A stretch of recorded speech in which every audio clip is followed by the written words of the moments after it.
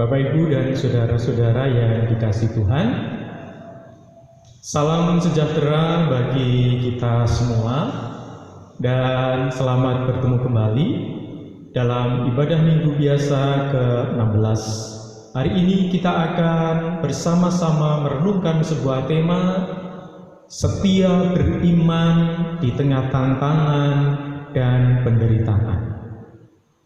Bapak, Ibu, dan saudara yang terkasih, hidup manusia tidak dapat lepas dari penderitaan dan tantangan. Ada orang yang lemah sehingga kemudian menyerah dan kalah, namun ada juga yang justru semakin bersemangat manakala menghadapi tantangan. Semua ini tergantung bagaimana pribadi orang tersebut. Apakah dia termasuk orang yang setia, orang yang beriman atau bukan? Karena tantangan dan penderitaan justru menjadi ujian atas jati dirinya. Bapak, Ibu, dan saudara-saudara yang terkasih, setelah Tuhan Yesus memberikan perumpamaan tentang seorang penabur untuk menggambarkan penerimaan hati manusia terhadap firman Allah, sekarang Tuhan Yesus menyampaikan kembali sebuah perumpamaan mengenai lalang di antara gandum. Perumpamaan ini untuk memberikan gambaran bahwa setiap orang percaya dalam menjalani hidup akan selalu berhadapan dengan tantangan dan selalu berdampingan dengan kejahatan. Perumpamaan ini masih ditujukan kepada para murid dan juga orang banyak yang saat itu berkumpul mengerumuni Tuhan Yesus di tepi pantai.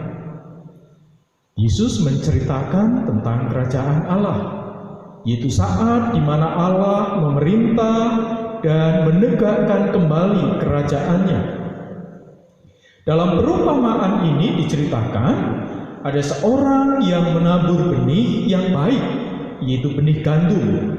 Namun saat dia sedang tidur, musuhnya ingin mencelakakan dia dengan menabur lalang. Akhirnya di ladang itu tumbuh bersama antara lalang dan gandum.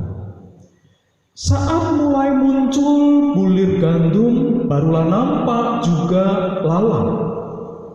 Para hamba Tuhan yang punya ladang heran melihat adanya lalang, karena yakin bahwa yang ditabur oleh tuannya adalah benih yang baik. Mereka meminta kepada tuannya, mohon izin untuk mencabut lalang tersebut. Namun tuannya tidak mengizinkan, sebab khawatir nanti gandumnya ikut tercabut. Karena dia tahu akar lalang dan gandum saling melilit dan menyatu. Sehingga ketika lalang dicabut, gandum pun akan ikut tercabut. Biarlah nanti saat panen tiba baru akan dipisahkan. Lalang akan dibakar dan gandum dimasukkan ke dalam lumbung. Saudara-saudara yang terkasih, sesampainya di rumah, para murid kemudian datang kepada Yesus dan mohon penjelasan apa makna dari perumpamaan tersebut. Tuhan Yesus kemudian menjelaskan, orang yang menabur benih adalah anak manusia, Yesus sendiri. Ladang adalah dunia. Benih yang baik adalah anak-anak kerajaan. Dan lalang adalah anak-anak si jahat. Musuh yang menabur adalah iblis. Waktu menuai adalah akhir zaman. Para penuai adalah malaikat. Anak manusia akan menyuruh para malaikat untuk mengumpulkan lalang dan gandum. Lalang, orang-orang jahat yang hidupnya menjadi sandungan, akan dicampakkan ke dalam api dan gandum, anak-anak Allah yang bersinar, akan dimasukkan ke dalam lumbung penyimpanan benih. Penjelasan yang singkat dan padat dari Yesus. Saudara-saudara yang terkasih, dari perumpamaan ini semakin jelas bahwa pada saatnya Allah lah yang akan membedakan mana yang baik, mana yang jahat. Tuhan juga yang memutuskan, menentukan siapa yang akan menjadi penghuni kerajaan Allah dan siapa yang tidak. Perlu dimengerti pula bahwa ada kenyataan gandum dan lalang selalu tumbuh bersama dalam satu ladang. Memang kadang-kadang kita merasa lalang dan gandum itu ada secara bersamaan dalam diri kita. Di satu saat kita menjadi pribadi anak-anak kerajaan yang amat setia melakukan firman Allah. Tetapi di saat yang lain sering berlaku jahat, menjadi sandungan, bahkan kita terdorong untuk membelakangi Tuhan, mengikuti keinginan pribadi dan keinginan si jahat. Orang percaya juga dibiarkan hidup di dunia ini bersama dengan berbagai macam manusia lain, termasuk yang jahat.